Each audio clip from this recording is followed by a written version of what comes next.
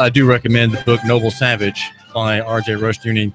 It's been reissued, republished by Chalcedon Foundation out in Vallecito, California. It's called The Noble Savage. The earlier title, in which I had read that volume, was The Politics of Pornography. And it explores a really important matter, one raised by a Chattanooga novelist, Dave Tulis, whose book is Temptation of Adam. It came out just a few days before the end of November. And it's a story about a 16-year-old young man, Adam, who is, as Dave says, he's addicted to pornography, looking at it on a cell phone, and absorbed by the life of the fantasy. And the book by Rushdoony explains where the work of pornography comes from. It comes from a political and religious claim. It is a revolutionary argument. It is a revolutionary theory espoused by some such as Marquis de Sade and many other writers, novelists, and thinkers and filmmakers. The argument is that there is no God, there is only you. And de Sade would claim that he would not endorse anything that injured somebody else, right? He would endorse that you pursue your own pleasure. It may be immoral, but it doesn't really matter so long nobody else is hurt. He did offer that sort of filmy qualification to his violent and degrading acts. So the question is, of course, how is war made against the kingdom of God? And how is war made against civilization and the bases of capital? That is our question here on the David Tulis Show. And we're always defending capital. And of course, indirectly, we're defending God because God is the source of all capital. And if you have God, you have the greatest means of capital that you can. There's not a better means of capital than that. So even if you're poor, and you have God, you have a source of capital that is unsurpassed. You may never be rich. You may never have a hugely profitable business, but if you have Him, you have a judicial, ethical system of life, and that entails, of course, service, and that of course is the Christian argument that is developed in some extent or other in every faithful church that God is capital. And to honor and revere and fear Him is our duty, and in light of that duty, we have a duty to serve others. Of course, that's where the free market comes into play. The Scotch-Irish rationalists of the 1700s, of course, turned they abstractified that concept of the providence of God, and made it impersonal in Adam Smith's invisible hand. That was the highlight of that line of thinking, that there's an invisible hand in the marketplace. It's a very useful concept, of course, and we appreciate being able to use it. But in the end, there's providence, and there is service to others. That's what the marketplace is all about. If you're in traffic right now, I do urge you to pay attention, be careful, and just notice, though, everybody on the road, if it's particularly crowded, they're serving somebody else. Everybody's got some duty or commitment. Got to get somewhere quick now. I have a delivery to make. I have something to someone to meet. I have a service to bring. It's personal. It's business. Everybody out there in that heavy bumper to bumper is on the same mission as you, just in different contexts with different purposes. And that of course is the free market, and it's service to the other. That is the main requirement of the gospel message, is that you serve other people. Hopefully, I'd say by God's grace, you're doing that for God's glory. And of course, that is in the beginning of the Westminster Confession of Faith, or the Catechism, is what is the chief end of man? The chief end of man is to glorify God and to enjoy Him forever. It is in the enjoying of Him that the Christian man is in his life right now, making phone calls to generate the next sale, right? Making phone calls to correct a problem from the shipping department, right? all the things that he's doing today. Now, the idea that Dave Tulis raises in his book, in a work of fiction, is in this conflict between the de Sadean view of the great human energy of sex and the biblical view, the biblical model, because that is the main conflict.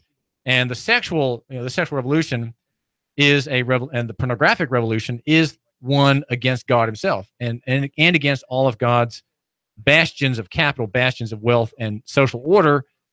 That would be the family, that would be the head of the family. And we read that heads of families, men and women, also are swayed by the moving image, swayed by the image, which is, of course, pornography. Now, just here's a nutshell sketch of the battlefield that you can find in Noble Savage, which is Rushdoony's great work. Originally, I think it came out in the late maybe early 70s, and that as the politics of pornography. On one side, you have the idea of regeneration from below, right? The Christian argument is, well, we have regeneration from above. Pornography and things that are done in secret are solitary. They're self-absorbed. They're me-centered. It's all about the individual's gratification. It's also suicidal because it's psychocentric. It's asocial or non-social, as Adam in that novel is. He's very isolated. It's very isolating. When Marxist governments took over, say in Hungary and Czechoslovakia after the World War II, pornography was made rampant by government. It was a government policy to make pornography widespread. It tended to make people isolated, distrustful, because it broke down. It atomizes the individual. It breaks them down. They can't function together. There's not that cohesion anymore. It's you have an individuation of the citizen, and each member of the citizenry is individualized and made, is what the Christian would say, made into a slave of his lust, of his desires. It's psychocentric, and in the end, it ultimately voids you void yourself, right? You're pushing so hard, you get that. You kind of get just the opposite of what you think. You think you're getting connection, you think you're getting satisfaction, but in the end, you have just ashes. You have just solitude and ashes. And it's the Noble Savage idea. And de Sade and all those playwrights and other people who make much of pornography are exalting nature. Nature is the norm. That's what the Kinsey study did, much of which was fraudulent. The nature is the norm, right? The norm, what is right and wrong, comes from what is. It's not the other way around, as Christianity would teach. Christianity would teach, well, there's God's law, and that's the norm, and things that deviate from that are called sin, right? That's called sin, and it's called rebellion against God. That's your basic. If you hadn't heard, that's the basic teaching in all these 700 churches in Chattanooga. Self-restraint in the pornographer's mind is evil. And self-restraint is also evil in terms of government policy, right?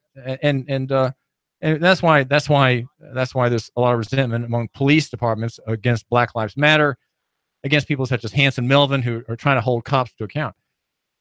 Self-restraint is evil to them, especially in the gang conflicts as they have created it. The cops have created the conflict of gang warfare, and that only encourages gangs by the way. And the porn problem seems that you can regain your youth, right? A lot of old guys are consumers. They regain their youth. They regain their access to their primordial beings, as it were. Find your true self in chaos. It is regenerative in chaos. That is the viewpoint of the pornographer. And the modern state. The modern state is as atomizing as pornography. It wants people to be alone. It wants people to have no means of support, no family, right? You don't have family. You don't have clans. You don't have trusty neighbors in the modern statist, consumer, debt-oriented, pro-gay perspective, right? That's why homosexuality is, as St. Paul says, a burning out of the man. You are burned out from inside. And you're wrecked inside. You're just a cinder of a man. If you're involved in that kind of sexual sin, and every libertine eventually goes in that direction because he is chasing novelty. The old customs of his self-absorption are wearisome. So he goes to new things, and so from pornography you explore and you gain new venues for your your gratification for your imagination, the fuel of your fire, right? That's burning you out from the inside. Now, the biblical model, as the Christian church in Chattanooga, City Church, First Presbyterian Church, even the Roman Catholic Church, no doubt, has some points to make contradicting the pornographic progressive argument, and that is that that God requires His people to be clean. There are many admonitions upholding the seventh commandment, explaining what the seventh commandment is: "Thou shalt not commit adultery." It is the hedge around marriage. Marriage is, of course, lawful sex, right? It is sex that is lawful. St. Paul says, if you cannot contain it, it's better to marry than to burn. And that's the burning is what happens to those who are, as Dave Connis says in his novel, or suggested in discussing his novel, that is what you have. You have a burning out. In lovemaking in the Christian theory is other-centered, right? You might say it's local economy. It's personal. It's not about yourself. It's local economy. It's personal, and it's about the other. It's about your mate, right? When you make love to your wife, you, my listener, it's about her. It's not about you, right?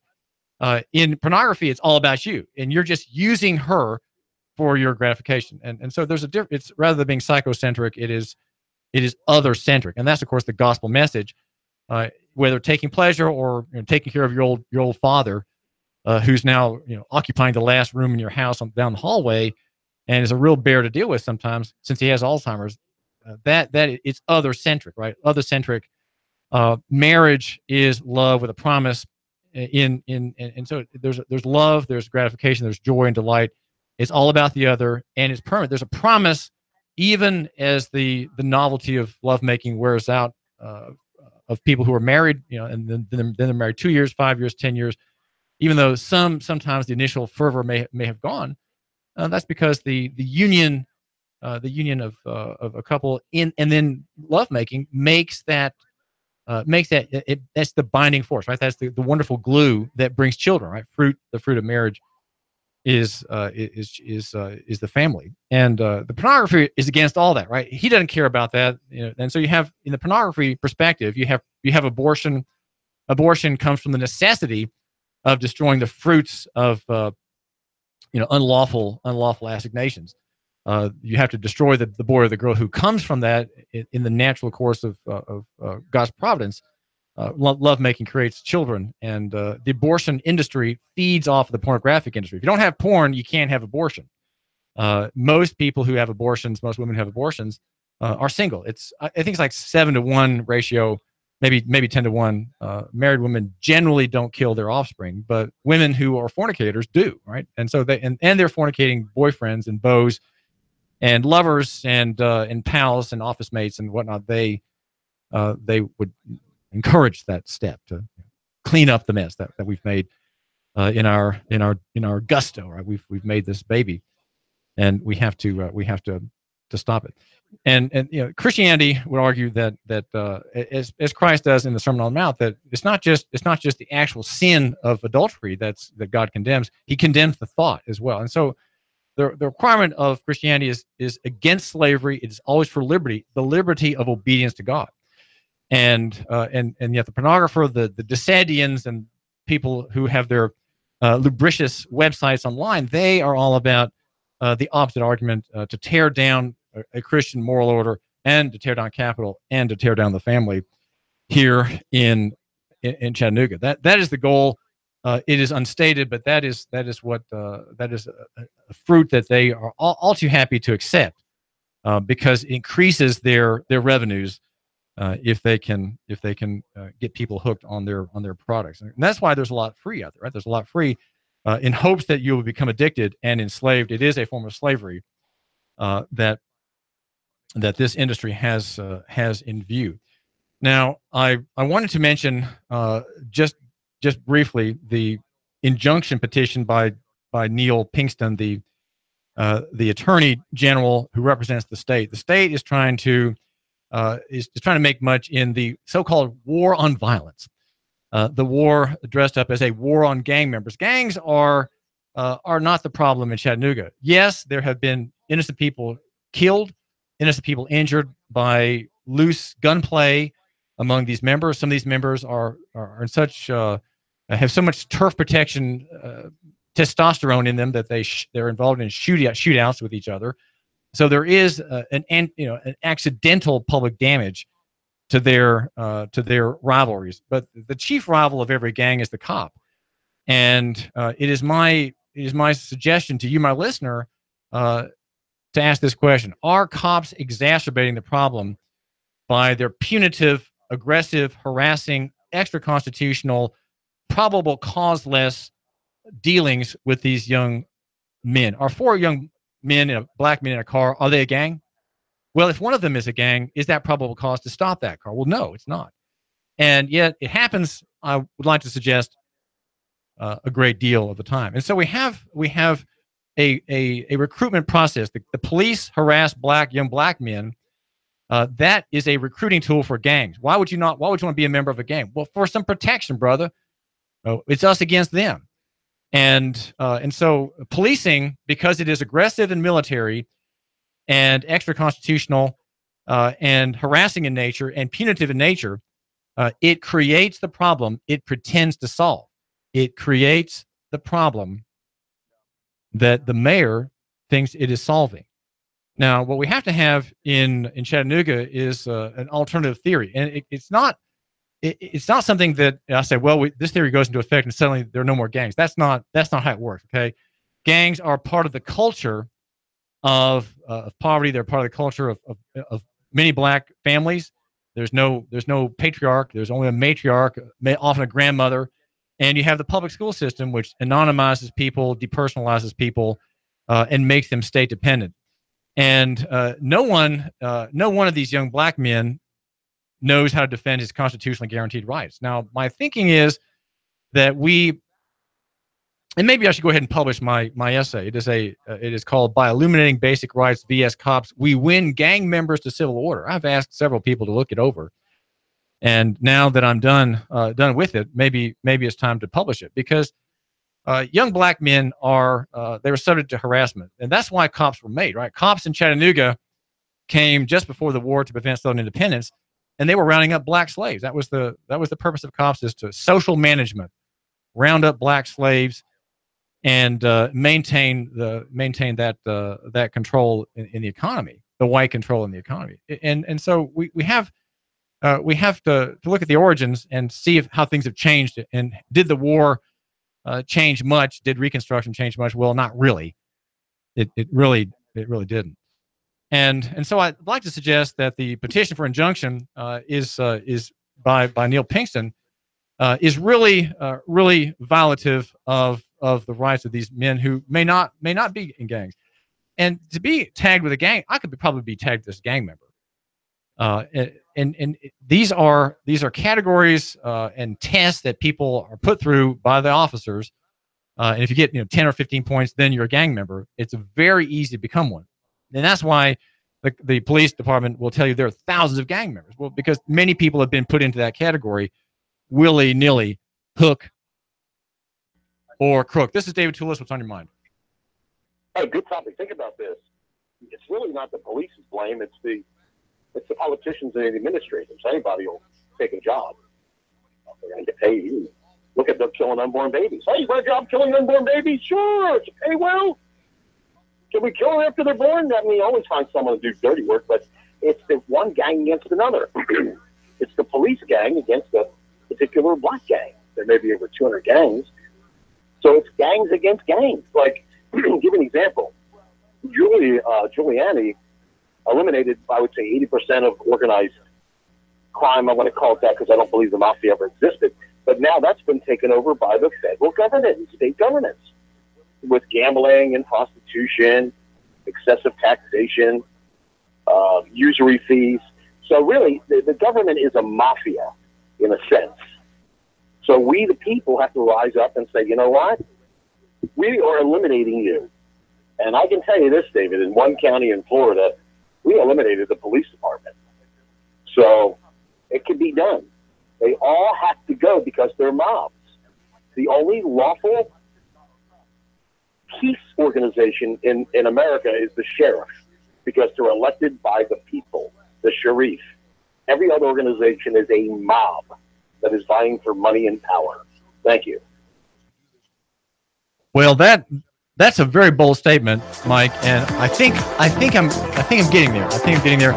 And so what I would propose is de-escalation, right? Demilitarization, de-escalation. And Neil Pinkston's efforts to unconstitutionally harass these men through an injunction for which he's trying to get the judge's approval, I think will not solve the problem. The problem is not a police problem, okay? It is a gospel problem. It is a social problem. And we can't solve it overnight, but I think the direction to militarization and surveillance is not the right direction for Chattanooga. And what do you think? This is David Tulis. The Tennessee Valley's news talk leader, Nooga Radio, digital